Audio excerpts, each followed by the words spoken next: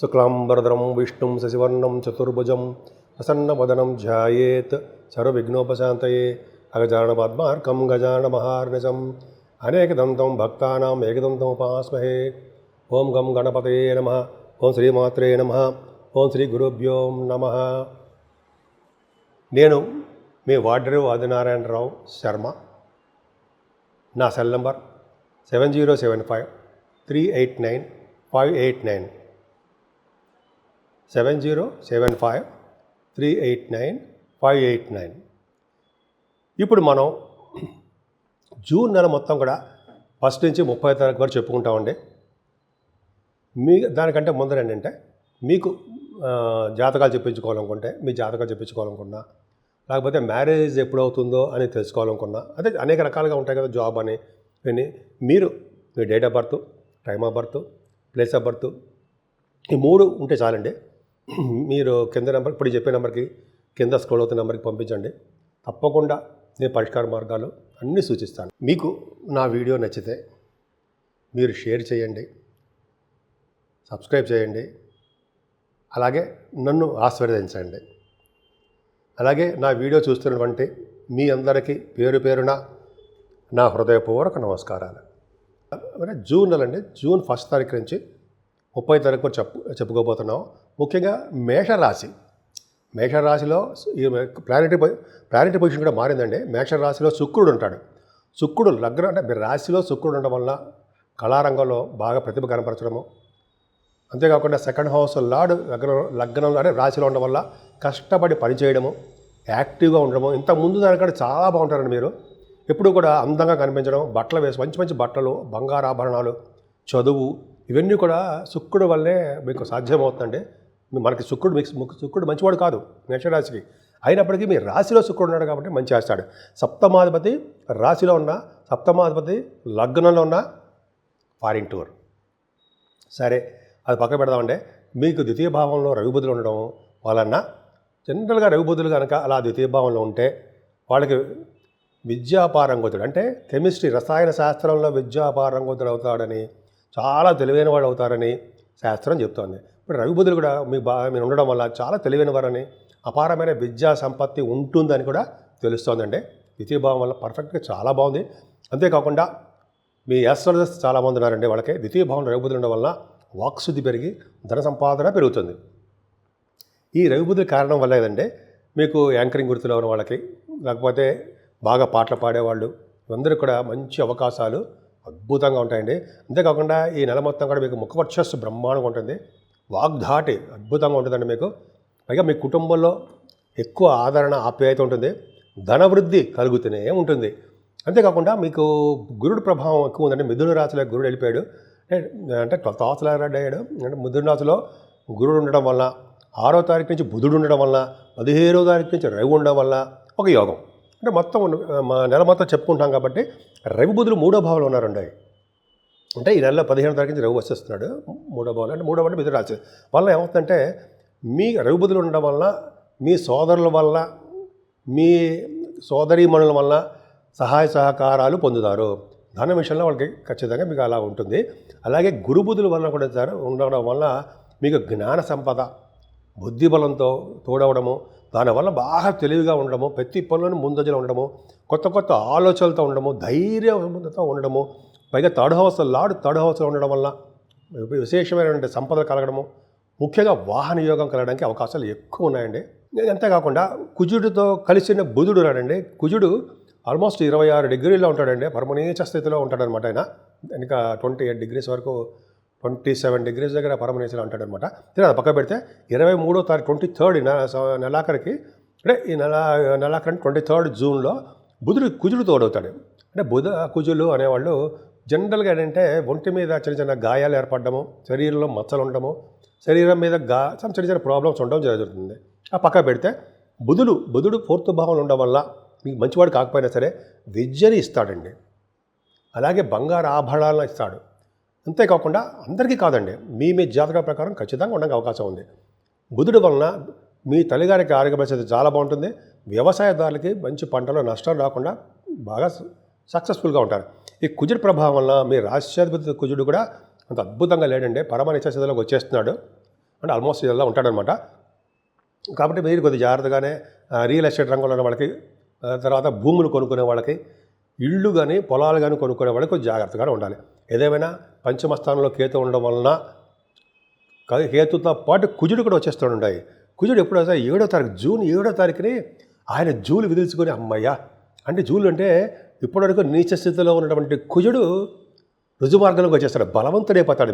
మీ రాష్ట్రాధిపతి కుజకేతువులు పంచమ స్థానంలో ఉన్నారంటే ఇంకా మీరే సాటి. ఏది దేంట్లో మీ రియల్ ఎస్టేట్ రంగంలో ఇప్పటివరకు చాలా ఇబ్బంది పడ్డారు.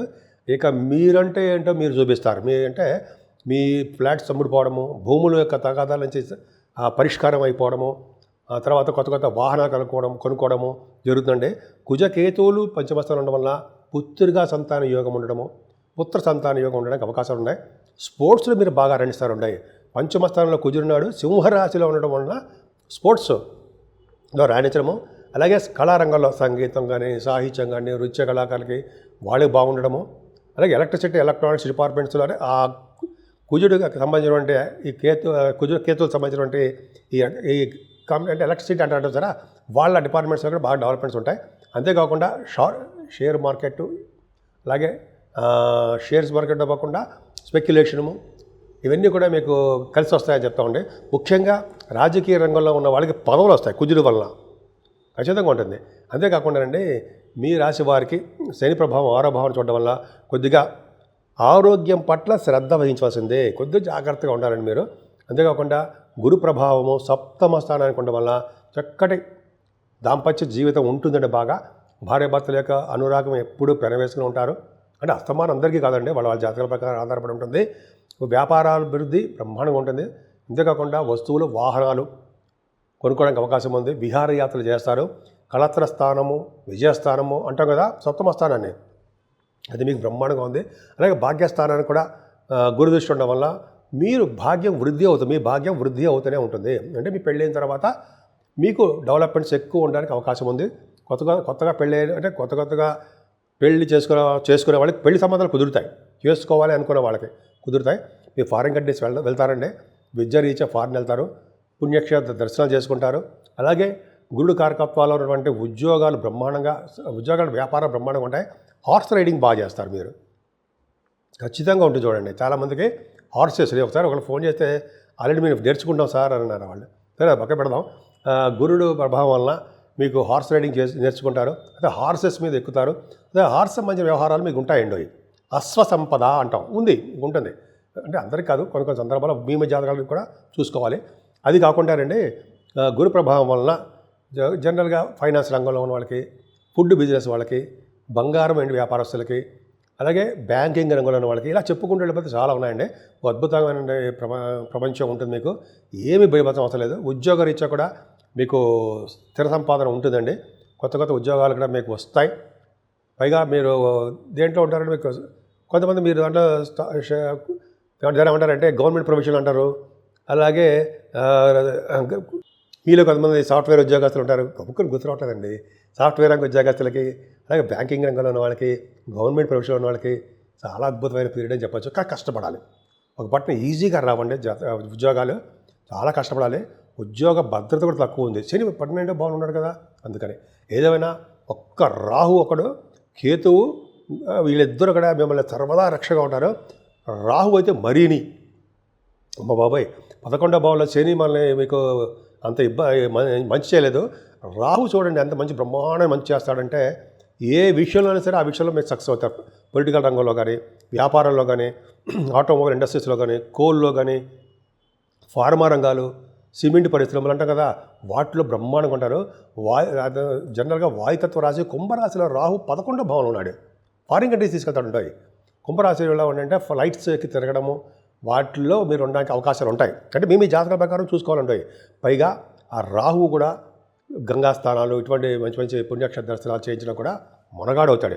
అంతేకాని శని 12వ భావం ఉండడం వల్ల మీకు ఒక విధంగా మీకు ఆల్మోస్ట్ మీకు ఆల్రెడీ స్టార్ట్ అయిపోయింది ఏలినాటి ప్రభావం, మీకు ఆల్రెడీ తెలుసు.